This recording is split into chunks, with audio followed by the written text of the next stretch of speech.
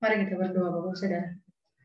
Kami bersyukur Tuhan untuk pagi hari ini atas kasih-Mu bagi kami, lawatan-Mu bagi kami, bahkan segala sesuatu yang Tuhan sudah berbuat bagi kami. Kami bersyukur untuk waktu ini kami boleh beribadah kepada Tuhan, walaupun kami di tempat kami masing-masing, dan kami rindu untuk mendengarkan firman-Mu berbicara bagi kami.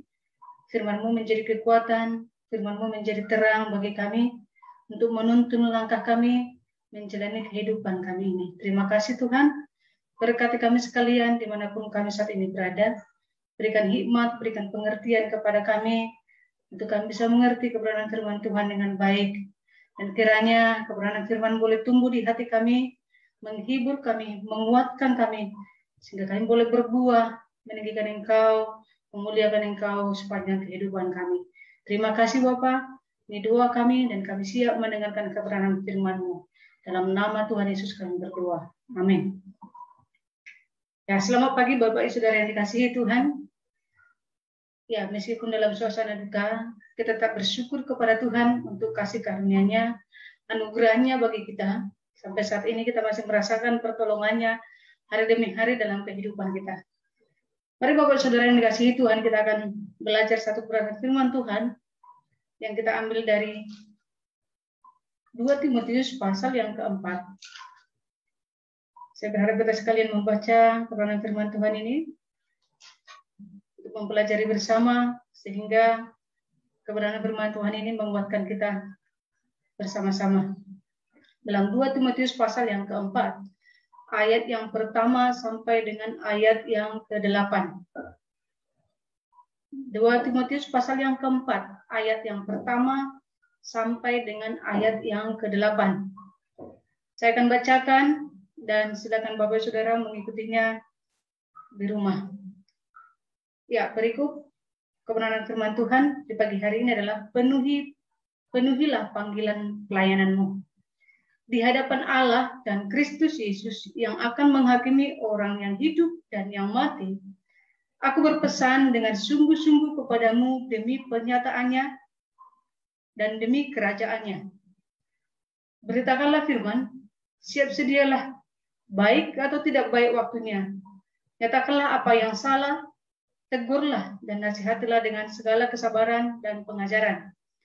Karena akan datang waktunya, orang tidak dapat lagi menerima ajaran sehat, tapi mereka akan mengumpulkan guru-guru menurut kehendaknya untuk memuaskan keinginan telinganya. Mereka akan memalingkan telinganya dari kebenaran dan membukanya bagi dongeng. Tetapi kuasailah dirimu dalam segala hal, sabarlah menderita, lakukanlah pekerjaan pemberitaan Injil dan tunaikanlah tugas pelayananmu. Mengenai diriku, darahku sudah mulai dicurahkan sebagai persembahan dan saat kematianku sudah dekat. Aku telah mengakhiri pertandingan yang baik. Aku telah mencapai garis akhir dan aku telah memelihara iman. Sekarang telah tersedia bagiku mahkota kebenaran yang akan dikaruniakan kepadaku oleh Tuhan, Hakim yang adil pada harinya, tetapi bukan hanya kepadaku, melainkan juga kepada semua orang yang merindukan kedatangannya. Ya, demikian pembacaan firman Tuhan. Bapak Saudara yang dikasihi Tuhan, saya berikan tema khotbah kita di pagi hari ini adalah tunaikan tugas pelayananmu. Tunaikan tugas pelayananmu. Nah, surat ini adalah surat yang ditujukan oleh Rasul Paulus kepada anak rohaninya, yaitu Timotius. Tetapi bukan hanya kepada Timotius, surat ini ditujukan kepada kita juga, orang percaya saat ini, adalah surat ini ditujukan. Ya, jadi setiap kita yang mendengarkan atau yang membaca kebenaran firman Tuhan di pagi hari ini, surat inilah surat yang secara khusus juga ditujukan kepada setiap kita. Dalam ayat 1 itu jelas sekali Rasul Paulus menegaskan dengan sungguh-sungguh di hadapan Allah dan Kristus Yesus yang akan menghakimi orang yang hidup dan yang mati. Aku berpesan dengan sungguh-sungguh kepadamu demi penyataannya dan demi kerajaannya. Ini maksudnya adalah sebuah pesan yang serius dan mendesak dan merupakan sesuatu yang sangat penting. Jadi ayat ini menekankan bahwa mata Tuhan tertuju kepada setiap orang yang menunaikan tugas pelayanan ini. Rasul Paulus berani berkata bahwa ini di hadapan Tuhan sendiri, di hadapan Allah dan di hadapan Kristus Tuhan kita. Dia menekankan pesan ini dengan sungguh-sungguh bahwa ini adalah suatu pesan yang sangat mendesak, pesan yang mesti dilakukan oleh setiap orang yang percaya, yang tidak boleh ditunda-tunda, Bapak Ibu Saudara. Sebuah pesan khusus bahwa yang kita kerjakan ini saksinya atau yang disaksikan langsung oleh Tuhan kita sendiri. Lalu selanjutnya dia mengingatkan akan Tuhan Yesus yang akan datang sebagai hakim, yang menghakimi orang yang hidup dan yang mati. Oleh sebab itu, maka setiap orang percaya akan mempertanggungjawabkan kehidupannya di hadapan Tuhan suatu saat kelak. Setiap kita akan mempertanggungjawabkan kehidupan kita di hadapan Tuhan suatu kelak. Jadi itu sebabnya sebelum waktu itu tiba, hendaklah kita mempersiapkan hal-hal yang berkaitan dengan itu sebagai bukti pertanggungjawaban kita kelak di hadapannya. Lalu apa tugas yang mendesak yang harus dilakukan oleh setiap orang percaya itu, Bapak Saudara? Dalam hal ini, apa yang disampaikan oleh Rasul Paulus kepada anak rohaninya yaitu Timotius tentang sesuatu yang mendesak, sesuatu yang sangat penting, sesuatu yang harus dikerjakan, mutlak dikerjakan, yang tidak boleh tunda-tunda. Tugas apa, Bapak Ibu Saudara yang dikasihi Tuhan? Yang pertama adalah memberitakan firman Tuhan dalam segala kondisi. Ya, jelas sekali dalam kebenaran firman Tuhan, dan saya yakin bahwa firman Tuhan ini sangat banyak kita dengar dan kemungkinan kita juga menghafalnya. Dikatakan di ayat 2 itu, beritakanlah firman. Siap sedialah. Baik atau tidak baik waktunya. Beritakanlah firman. Ini sebuah kata perintah. Beritakanlah firman. Sampaikan firman. Siap sedia. Baik atau tidak baik waktunya. Jadi mungkin kita merasa bahwa memberitakan firman Tuhan ini adalah bukan tugas kita, Bapak Saudara. Ini hanya merupakan tugas orang hamba Tuhan atau tugas orang yang katakanlah itu mungkin mengambil sekolah teologi seperti itu ya. Ya cukuplah tugas-tugas mereka saja itu. Mungkin pikiran kita selama ini seperti itu, Bapak Saudara. Tetapi saya yakin apa yang disampaikan oleh Rasul Paulus ini bukanlah berita khusus yang hanya dikhususkan kepada seorang hamba Tuhan atau seorang pelayan atau seorang sekolah teologi. Firman Tuhan itu adalah murni untuk setiap orang yang percaya. Jadi pemberitaan firman Tuhan itu adalah menjadi tanggung jawab setiap orang percaya, siapapun kita. Kalau kita sudah percaya kepada Tuhan, mengakui Dia sebagai Tuhan dan Juru Selamat pribadi kita, maka kita juga punya tanggung jawab yang sama, yaitu memberitakan kebenaran firman Tuhan. Hanya saja memang kita tidak boleh sembarangan atau tidak bisa sembarangan dalam menyampaikan firman Tuhan. Nah itulah sebabnya kita harus memperlengkapi diri terlebih dahulu. Bergumul dengan kebenarannya setiap hari, sehingga kita punya modal untuk menyampaikan kepada orang lain. Dalam kata lain, ketika kita percaya kepada Tuhan Yesus yang adalah firman itu sendiri. Yesus adalah firman itu sendiri dan Dia ada di dalam kita. Maka sepatutnya kita yang percaya kepada Tuhan juga bisa menyampaikan firman itu keluar dari diri kita untuk disampaikan kepada orang lain. Tentang apa? Jelas tentang Yesus, jelas tentang pekerjaan Tuhan, jelas tentang kerajaannya. Yang itu yang perlu kita bicarakan, Bapak Saudara, dan ini yang perlu diketahui oleh banyak orang atau semua orang supaya mereka juga menerima keselamatan yang sama dengan kita. Jadi pemberitaan firman Tuhan itu merupakan suatu keharusan. Ini adalah suatu keharusan, sesuatu yang mendesak, sesuatu yang tidak bisa ditunda-tunda. Itu sebab dikatakan baik atau tidak baik waktunya. Itu menunjukkan suatu keadaan apapun. Suatu keadaan yang bisa saja berubah-ubah. Ya kadang-kadang keadaan kita bisa menjadi baik. Kadang-kadang kita bisa menjadi buruk seperti sekarang ini, Bapak Ibu Saudara yang dikasihi Tuhan. Ya, keadaan kita saat ini sedang banyak masalah, Bapak Ibu Saudara. Kita sendiri banyak dikhawatirkan oleh keadaan-keadaan yang terjadi. Bahkan sampai saat ini kita pun dalam keadaan berduka oleh karena Bapak Gembala kita sudah dipanggil Tuhan. Ya, mendahului kita, Bapak Saudara yang dikasihi Tuhan. Kita tidak tahu apa yang akan terjadi. Kondisi sekarang ini sungguh sangat mengkhawatirkan bagi kita. Nah, dalam keadaan seperti ini pun, firman Tuhan katakan baik atau tidak baik waktunya, beritakan firman Tuhan.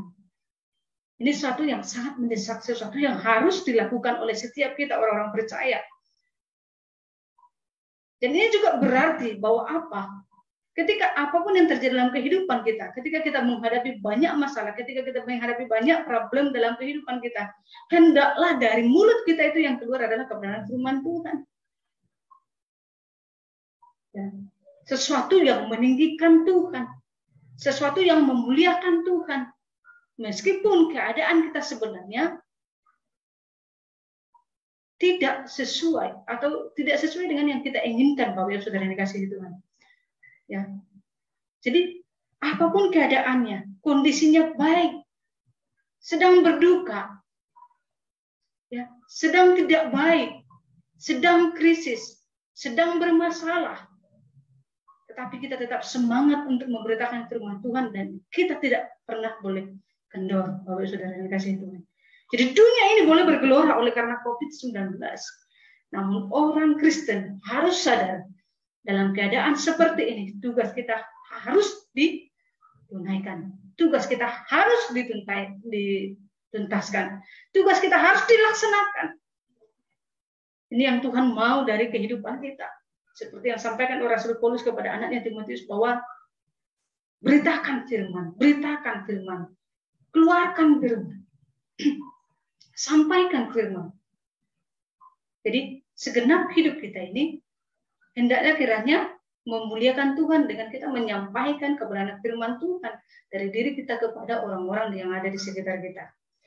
Kemudian yang kedua, Bapak Ibu Saudara, selain kita memberitakan firman Tuhan dalam segala kondisi, dalam segala keadaan, yang kedua adalah menegur dan menasihati dengan pengajaran. Masih di ayat yang sama dari ayat yang kedua itu, ya, nyatakanlah apa yang salah, tegurlah dan nasihatilah dengan segala kesabaran dan pengajaran. Ya, ini yang disampaikan oleh Rasul Paulus kepada kita melalui kebenaran firman Tuhan. Nah, tugas kedua yang mendesak juga untuk dilakukan adalah menegur dan menasihati dengan pengajaran. Ya, dari bagian C tadi, nyatakanlah apa yang salah, tegurlah dan nasihatilah dengan segala kesabaran dan pengajaran. Nah, ayat ini sebenarnya sesuai dengan apa yang disampaikan oleh Rasul Paulus itu di dalam 2 Timotius pasal 3 ayat 16. Kalau saudara mungkin bisa melihat Alkitabnya bagian atas, ya. Ini adalah tentang manfaat dari firman Allah bagi kehidupan. Ya, dikatakan di sana seperti ini. Segala tulisan yang diilhamkan Allah memang bermanfaat untuk mengajar, untuk menyatakan kesalahan, untuk memperbaiki kelakuan, dan untuk mendidik orang dalam kebenaran. Ya. Ini adalah manfaat dari kebenaran firman Tuhan bagi kehidupan kita, Bapak Saudara. Ya, ada beberapa yang dinyatakan di sana. Ya, selain untuk mengajar, kebenaran firman itu selain untuk mengajar, kemudian yang kedua adalah untuk menyatakan kesalahan. Kebenaran firman Tuhan yang kita sampaikan itu juga menyatakan kesalahan. Ya. Yang salah itu jadi kelihatan. Jadi kebenaran firman Tuhan yang kita sampaikan atau pemberitaan firman Tuhan yang kita sampaikan itu bukanlah melulu hanya berbicara tentang berkat, tetapi juga tentang teguran, nasihat, dan pengajaran yang disampaikan dengan kesabaran dan kasih. Kesalahan atau dosa seseorang tidak untuk dibiarkan, Bapak Ibu Saudara. Ya, kesalahan kita atau dosa kita itu dikoreksi lewat kebenaran firman Tuhan. Demikian juga halnya ketika orang lain mendengar kebenaran firman Tuhan yang sifatnya berisi teguran, dan kalau itu memang tegurannya nyata-nyata menegur seseorang yang menjadi seorang pendengar, maka tindakan yang harus dilakukan adalah bertobat dan berubah. Karena kebenaran firman Tuhan itu bermanfaat untuk menyatakan kesalahan. Jadi kesalahan itu bukan untuk dibiarkan, tetapi harus ditegur dengan kasih dan kesabaran. Jadi bukan hanya menghakimi, Bapak Saudara, tetapi menegur dengan kasih dan kesabaran. Tujuannya apa? Ya supaya semakin banyak orang berdosa yang berbalik dari pelanggaran dan dosanya, lalu datang kepada Tuhan. Karena hari Tuhan yang semakin dekat. Nah, hal yang sama disampaikan oleh Rasul Paulus kepada jemaat di Filipi. Ya. Di dalam Filipi pasal yang kedua. Ya, kita lihat sebentar.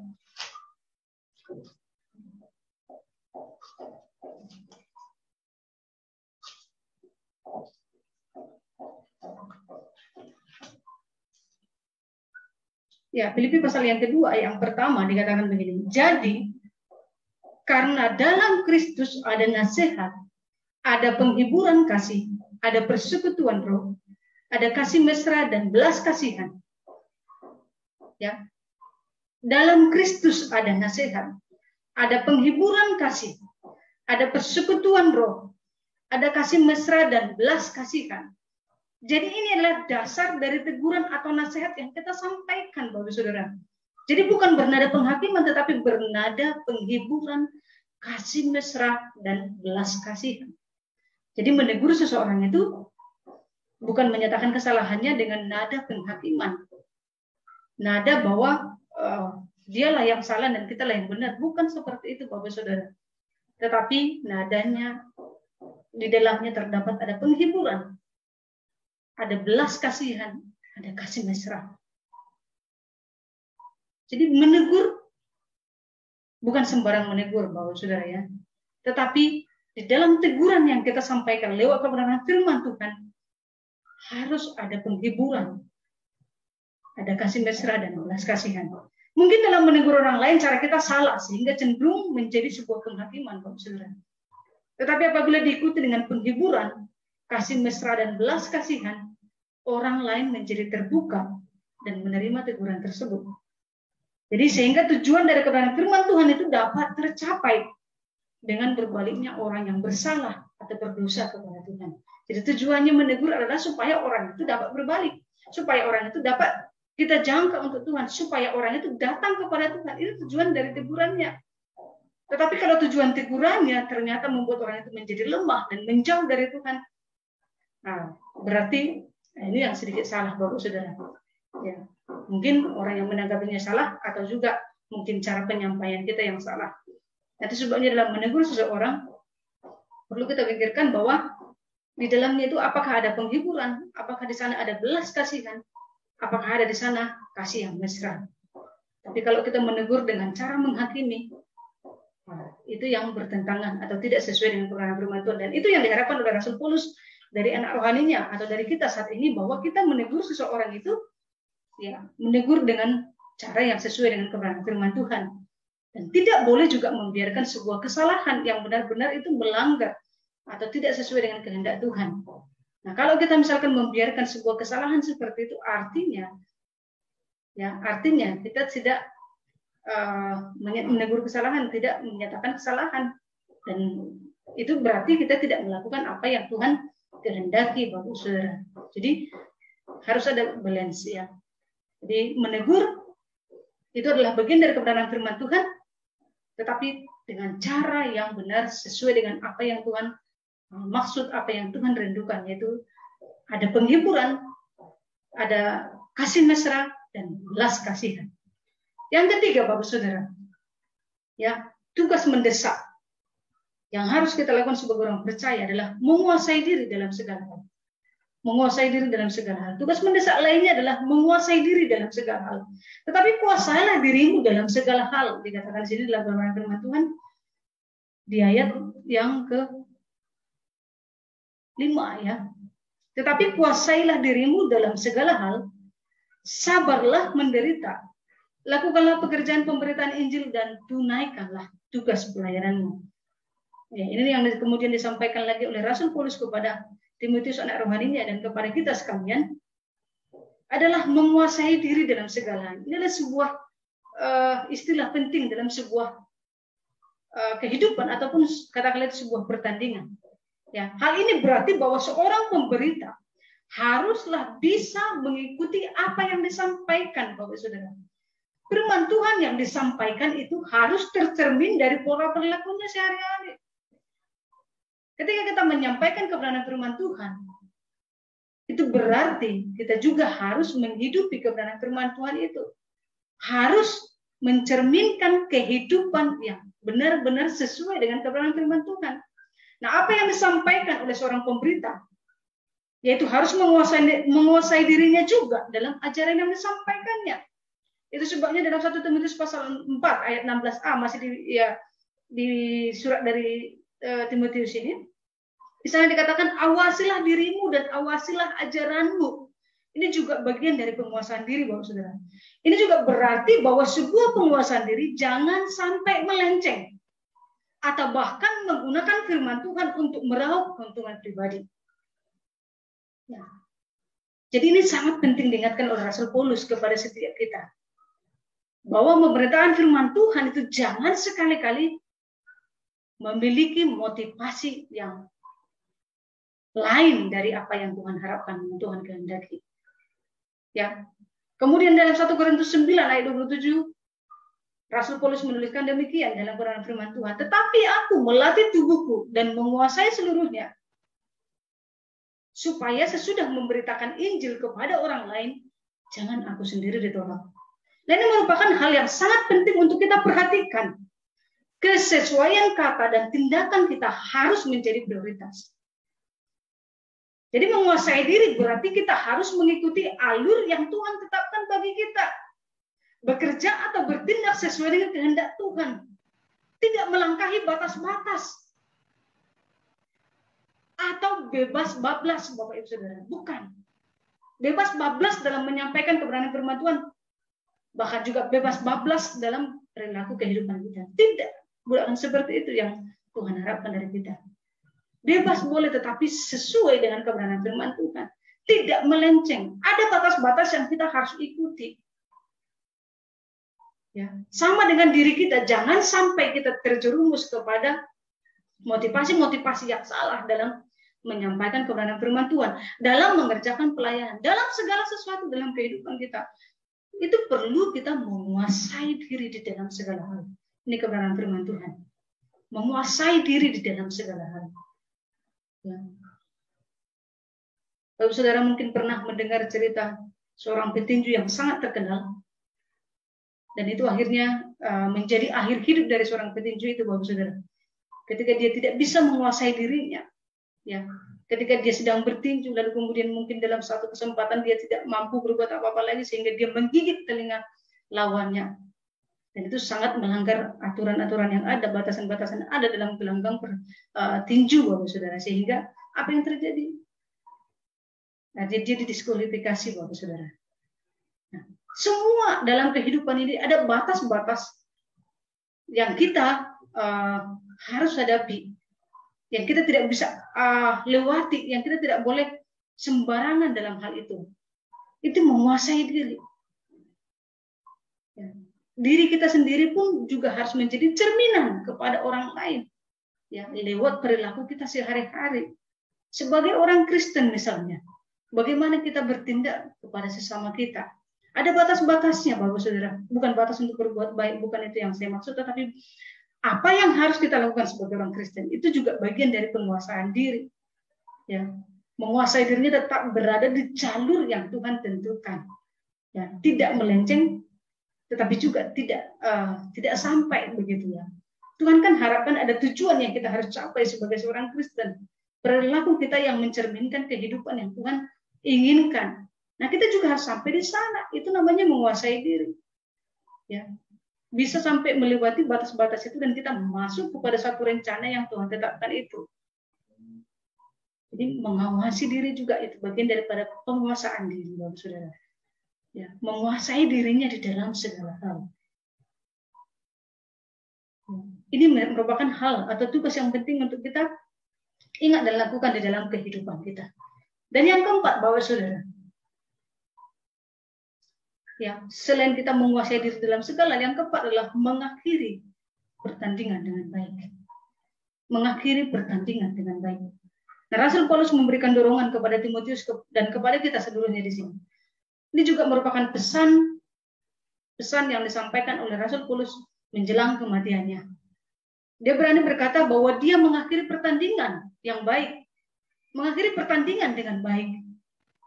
Sesungguhnya dikatakan mengenai diriku, darahku sudah mulai dicurahkan sebagai persembahan, dan saat kematianku sudah dekat. Aku telah mengakhiri pertandingan yang baik. Aku telah mencapai garis akhir dan aku telah memelihara iman. Saya merasa ini adalah sebuah puncak kesuksesan yang sejati. Ya, jadi bukan popularitas, bukan kekayaan, bukan jabatan yang tinggi.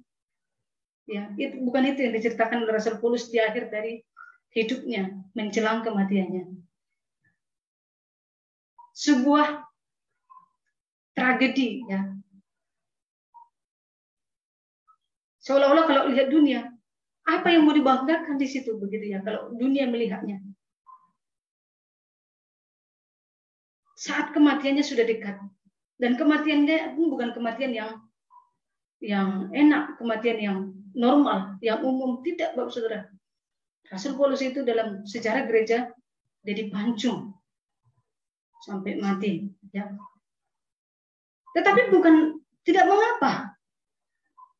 Cara kematian itu tidak terlalu penting, tetapi bagaimana mengakhiri suatu pertandingan. Itu yang disampaikan oleh Rasul Paulus di sini. Jadi itu yang saya katakan tadi, bahwa ini saya merasa bahwa sebuah puncak kesuksesan sejati itu yang disampaikan atau yang dilakukan oleh Rasul Paulus, yang diterimanya.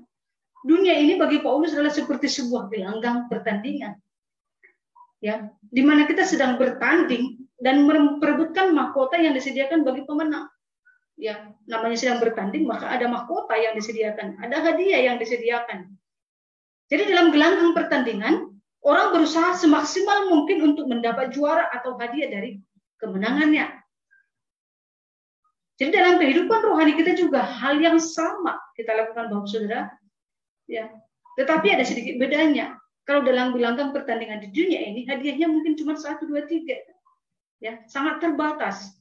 Namun dalam gelanggang pertandingan secara rohani yang disampaikan oleh Rasul Paulus di sini, hadiah atau mahkota itu sangat banyak, tersedia dan cukup untuk semua orang. Jadi mereka yang menang di dalam gelanggang pertandingan saat ini, mereka layak mendapat hadiahnya atau mahkota dari Tuhan. Itu sebabnya Rasul Paulus dikatakan di sini, sekarang telah tersedia bagiku mahkota kebenaran yang akan dikaruniakan kepadaku oleh Tuhan, Hakim yang adil, pada harinya, tetapi bukan hanya kepadaku, melainkan juga kepada semua orang yang merindukan kedatangannya. Jadi pemenang di dalam gelanggang pertandingan secara rohani. Nah, pertandingan ini dimenangi oleh setiap orang yang sampai pada garis finish dan dikatakan bisa memelihara imannya, yang sampai pada garis finish dan kemudian dia bisa memelihara imannya sepanjang kehidupannya. Nah, dalam hal ini itu berarti bahwa kesetiaan merupakan bukti dari memelihara iman. Jadi seorang yang bisa memelihara imannya sampai di akhir hidupnya, sampai garis finish yang Tuhan sudah tentukan bagi dia, itu artinya dia setia. Dia setia. Sepanjang kehidupannya dia memelihara iman dan serta melakukan tugas pelayanannya dengan baik dan berkenan kepada Tuhan. Nah, Rasul Paulus mau Timotius anak rohaninya dan kita orang-orang percaya saat ini, kita bisa meneladani sikap dan gigihnya pelayanan Rasul Paulus. Dan oleh sebab itu, dia layak disebut sebagai seorang pahlawan iman. Karena dia memelihara imannya bahkan sampai garis akhir. Walaupun kehidupannya secara manusia, secara duniawi, itu rasanya bukanlah sebuah kemenangan. Tetapi di dalam rohani, Rasul Paulus ya mengakhirinya dengan memelihara imannya yang sungguh-sungguh kepada Tuhan. Ya, sehingga dia layak disebut sebagai pahlawan iman. Nah, hari ini kita juga ditinggal seorang pahlawan iman yang kita kasih, yaitu Bapak Gembala kita. Beliau juga sampai akhir hidupnya setia dengan tugas dan pelayanannya. Beliau telah memelihara iman. Dan kita semua adalah anak-anak rohaninya yang dirindukan untuk melakukan hal yang sama seperti yang beliau lakukan. Sepanjang hidupnya, sejak masa muda merintis gereja kita dari nol, sampai pada masa tuanya beliau tetap setia sampai akhir. Semangatnya dalam pelayanan harusnya kita tiru dan teladani. Nah, saudaraku yang dikasihi Tuhan, saya tidak tahu bagaimana Bapak Saudara meresponi ya kita ditinggal oleh Bapak Gembala kita.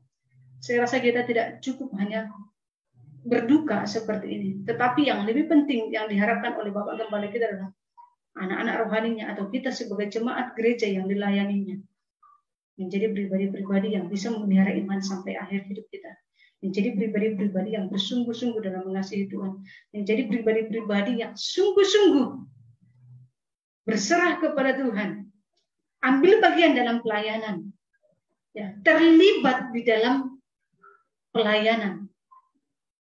Saya yakin kerinduan ini pasti sangat dalam di dalam hatinya. Ya. Jadi saya rindu juga kita semua jemaat Tuhan, ketika kita melihat seorang pahlawan iman seperti itu, ya, itu tidak cukup di dalam hati kita mengagumi seseorang, tetapi yang lebih penting daripada itu adalah kita meneladani, kita meniru hal-hal yang patut untuk ditiru, untuk melanjutkan karya, melanjutkan apa yang sudah Bapak mulai. Setiap kita, jemaat yang dikasihi Tuhan, untuk terlibat di dalam pelayanan. Dan ini bukan ladang kita, ini adalah ladang Tuhan. Kalau kita masuk di dalam pelayanan ini, artinya kita bersama-sama ada di ladang Tuhan untuk melayani Tuhan sepanjang kehidupan kita. Percayalah saudara. Nah, setiap kita juga pasti memiliki akhir hidup. Ya, kita pun sedang mengantri sampai ke sana. Itu sebabnya sangat penting bagi kita untuk koreksi diri. Apakah kita akan mengakhiri pertandingan ini dengan baik atau hidup dengan sempurna? Ini tergantung pilihan Bapak, Ibu, Saudara, dan saya. Apakah kita bisa mengakhiri pertandingan ini dengan baik? Apakah kita punya komitmen untuk bisa mengakhiri pertandingan dengan baik dan mencapai garis finish? Ya, tiba waktunya suatu saat kita pun harus kembali ke rumah Bapa dan kita didapati memelihara iman kita. Kita didapati menjadi orang-orang yang setia sampai akhir, sungguh-sungguh di dalam pelayanan, sungguh-sungguh di dalam segala sesuatu yang kita kerjakan yang berkaitan dengan pelayanan kita kepada Tuhan, Bapak Saudara. Jadi sekali lagi firman Tuhan adalah untuk setiap kita orang yang percaya, menjadi tanggung jawab kita untuk memberitakan kebenaran firman Tuhan. Bapak Saudara tahu dalam Matius 28 ayat 19 dikatakan, pergilah, jadikanlah semua bangsa muridku dan baptislah mereka dalam nama Bapa, Anak dan Roh Kudus. Firman ini ditujukan kepada setiap orang yang percaya. Setiap orang yang percaya. Jadi kita punya tanggung jawab yang sama, tugas yang sama untuk memberitakan kebenaran firman Tuhan, baik atau tidak baik waktunya. Menegur apa yang salah, tetapi dengan belas kasihan, dengan penghiburan, kasih mesra dan belas kasihan. Dan kuasai diri di dalam segala hal. Kita harus paham, kita harus mengerti bahwa kita inilah orang-orang percaya adalah disebut sebagai surat terbuka yang bisa dibaca oleh semua orang. Surat terbuka yang bisa dibaca oleh semua orang. Itu sebabnya hendaklah kita sebagai orang-orang Kristen, kita menunjukkan, mencerminkan kehidupan firman Tuhan yang ada di dalam diri kita. Hidup kita itu berbadanan atau sesuai dengan kebenaran firman Tuhan yang kita ajarkan. Dan yang keempat adalah, apakah kita ditemukan setia? Kita mengakhiri pertandingan dengan baik. Bukan seorang pecundang, bukan seorang yang kalah di dalam pertandingan, tetapi kita akhiri. Meskipun kelihatannya kita terseok-seok dalam pertandingan itu. Secara dunia kita tidak disebut sebagai orang yang berhasil. Tetapi kita berhasil di dalam memelihara iman. Sehingga kita layak disebut sebagai pahlawan. Ini yang Tuhan Yesus mau dalam kehidupan kita. Disampaikan lewat kebenaran firman Tuhan yang kita hari ini sudah bahas. Bapak Saudara yang dikasihi Tuhan. Seperti yang saya katakan bahwa hari-hari ini kita tidak mengerti apa yang sedang terjadi di dalam dunia sekarang ini. Itu sebabnya mari dengan kesungguhan kita mengoreksi diri kita sendiri. Ya, sebagaimana yang Tuhan inginkan terjadi, apakah kita sudah melakukannya? Ya. Apakah kesungguhan itu sudah kita miliki? Apakah kita memiliki kesetiaan itu? Ya. Apakah kita berusaha untuk hidup seperti yang Tuhan inginkan? Ini menjadi pertanyaan bagi kita. Masing-masing kita boleh mengoreksi diri kita. Sehingga suatu saat kelak ketika kita pun dipanggil dari kehidupan ini, kita siap. Ya. Tadi di awal kita sudah katakan bahwa Tuhan Yesus akan datang sebagai hakim yang menghakimi orang yang hidup dan yang mati. Maka kita juga mempertanggungjawabkan kehidupan kita di hadapan Tuhan. Apa yang kita lakukan selama kita hidup. Ya. Nah, itu sebabnya Rasul Paulus katakan bahwa di akhir hidupnya, sudah menjelang kematiannya, dia katakan dia mengakhiri hidupnya dengan baik, mengakhiri pertandingan dengan baik. Saya rindu kita sebagai jemaat gereja Presbyterian. Ya, walaupun kita tidak tahu apa yang terjadi di hari ke depan, tetapi kita menjadi orang-orang yang setia, orang-orang yang bisa mengakhiri suatu saat pertandingan dengan baik, dan kita didapati setia, memelihara iman dengan sungguh-sungguh kepada Tuhan, bukan menjadi seorang pecundang, tetapi menjadi orang-orang yang bertanggung jawab, orang-orang yang setia di dalam tugas pelayanan kita. Semua kita bertanggung jawab dalam pelayanan. Oleh karena itu, tunaikanlah tugas pelayanan ini. Semua kita bertanggung jawab untuk memberitakan kebenaran firman Tuhan. Oleh karena itu, tunaikan tugas pelayanan ini. Tunaikan tugas pelayanan ini. Semua kita, siapapun kita bertanggung jawab untuk melakukan tugas-tugas kita sesuai dengan kebenaran firman Tuhan. Amin. Untuk kebenaran firman-Nya, mari kita berdoa. Tuhan Yesus yang baik, kami bersyukur untuk kasih setia-Mu, untuk kebenaran firman-Mu yang kami dengarkan. Firman-Mu yang sangat singkat dan sederhana yang kami dengarkan di hari ini, kiranya itu boleh menjadi penghiburan bagi kami. Kiranya itu boleh menjadi teguran bagi kami. Menjadi kekuatan bagi kami untuk melakukan kehendak Tuhan, untuk melakukan apa yang Tuhan mau dalam hidup kami. Engkau Allah kami yang peduli, Engkau Allah yang mengerti apa yang kami hadapi saat ini. Ya, ketika kami sedang berduka, oleh karena Engkau sudah memanggil terlebih dahulu Bapak yang kami kasihi, yaitu Bapak Gembala kami, Cornelius Sabatu. Terima kasih Bapak. Terima kasih Tuhan. Meskipun hati kami sedang sakit, oleh karena Engkau memanggil Bapak yang terlebih dahulu Tuhan. Tetapi kami percaya Engkau punya rencana yang indah bagi setiap kami. Bagi jemaat gereja di tempat ini, bahkan bagi keluarga secara khusus. Engkau memberi yang terbaik bagi kami yakin dan percaya. Bahkan dalam kondisi sekarang ini Tuhan, oleh karena pandemi COVID-19 ini, Tuhan kami berdoa, biarlah kehendak-Mu yang jadi, nyatakanlah kuasa-Mu, nyatakanlah kehendak-Mu bagi kami. Maksud Tuhan atas setiap hal yang terjadi dalam kehidupan kami, kiranya Engkau nyatakan. Kami siap Tuhan Yesus, kami mendengarkan. Dan Engkau menolong kami supaya kami enggak mengalami perubahan. Apa yang Tuhan mau, kami mau lakukan dalam kehidupan kami. Terima kasih Tuhan, berkati jemaat-Mu, beri mereka kekuatan, kemampuan untuk melakukan kebenaran firman-Mu. Dan kami semua diberkati kiranya menjadi pribadi-pribadi yang sungguh-sungguh yang bisa memelihara iman kami sampai akhir. Dan kami setia sampai akhir melakukan tugas panggilan kami seperti yang Tuhan mau dalam kehidupan kami. Ini doa kami Tuhan. Di dalam nama Tuhan Yesus kami berdoa. Amin. Baik saudaraku yang dikasihi Tuhan,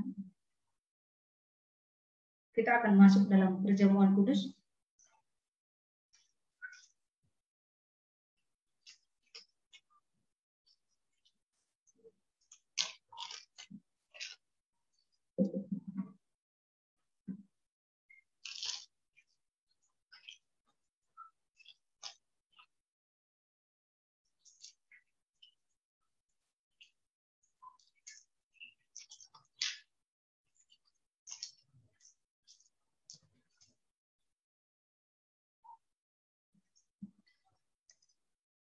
Ya, dasar dari kebenaran firman Tuhan sebagai dasar untuk perjamuan kudus.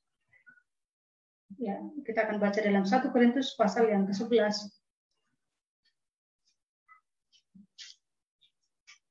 1 Korintus pasal yang ke-11 ayat 23 sampai 29. Mari silakan dibaca Alkitabnya. 23 sampai 29 dikatakan demikian. Sebab apa yang telah kuteruskan kepadamu telah aku terima dari Tuhan, yaitu bahwa Tuhan Yesus pada malam waktu ia diserahkan, mengambil roti, dan sesudah itu ia mengucap syukur atasnya, ia memecah-mecahkannya dan berkata, inilah tubuhku yang diserahkan bagi kamu, perbuatlah ini menjadi peringatan akan aku. Demikian juga ia mengambil cawan sesudah makan, lalu berkata, cawan inilah perjanjian baru yang dimateraikan oleh darahku, perbuatlah ini setiap kali kamu meminumnya menjadi peringatan akan aku. Sebab setiap kali kamu makan roti ini dan minum cawan ini, kamu memberitakan kematian Tuhan sampai ia datang. Jadi barang siapa dengan cara yang tidak layak makan roti atau minum cawan Tuhan, ia berdosa terhadap tubuh dan darah Tuhan. Karena itu hendaklah tiap-tiap orang menguji dirinya sendiri. Dan baru sesudah itu, ia makan roti dan minum dari cawan itu. Karena barang siapa makan dan minum tanpa mengakui tubuh Tuhan, ia mendatangkan hukuman atas dirinya. Ya, demikian pembacaan firman Tuhan. Mari siapkan hati kita mengoreksi diri kita di hadapan Tuhan, di hadapan tubuh dan darahnya.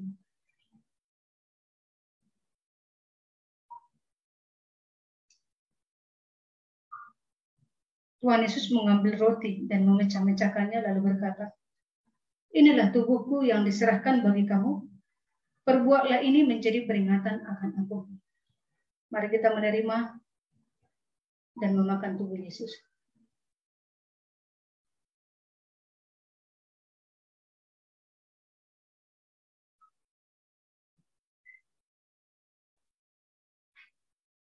Lalu Tuhan Yesus mengambil cawan dan berkata,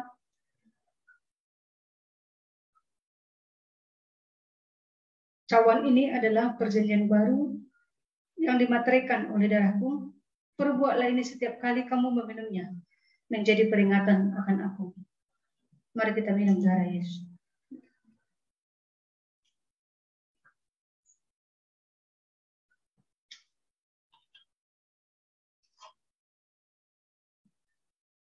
Dan kita bersyukur untuk tubuh dan darah Yesus. Haleluya. Terima kasih Tuhan untuk tubuh dan darah-Mu yang sudah menjadi bagian dalam diri kami. Engkau di dalam kami dan kami di dalam Tuhan. Terima kasih Yesus. Maka hidup kami adalah milik-Mu sepenuhnya. Kuasailah kami, mampukan kami untuk hidup seturut dengan kehendak-Mu. Terima kasih Bapa yang baik. Terima kasih Tuhan. Berkati kami sekalian, berkati dengan kesehatan, berkati dengan berkat-berkat yang melimpah dari Tuhan. Damai sejahtera Kau sediakan bagi setiap kami yang datang di hadapan-Mu. Terima kasih Bapa.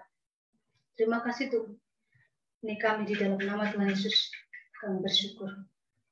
Amin.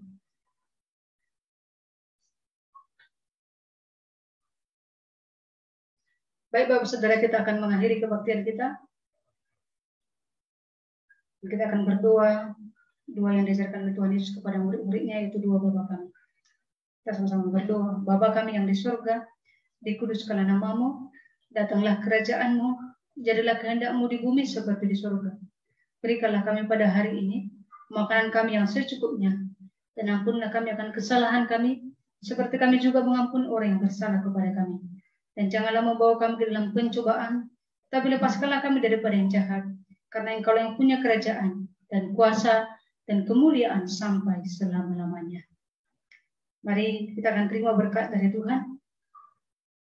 Arahkan pandanganmu, arahkan perhatianmu kepada Allah si pemberi berkat itu. Berkiranya kasih karunia dari Allah Bapa,